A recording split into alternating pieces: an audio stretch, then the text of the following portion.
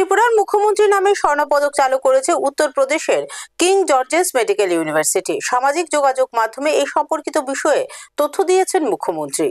উত্তরপ্রদেশের king George's medical university ত্রিপুরার মুখ্যমন্ত্রী প্রফেসর ডক্টর মানিক সাহার নামে একটি স্বর্ণপদক চালু করার ঘোষণা দিয়েছে।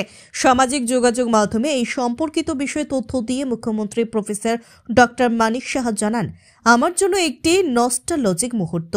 King George's medical University Lucknow dental সায়েন্সে বিশেষ দক্ষতা অর্জনকারী মেধাবী শিক্ষার্থীদের জন্য আমার নামে একটি স্বর্ণপদক চালু করেছে। আমি এই সম্মানের জন্য কেজিএমইউকে ধন্যবাদ জানাই।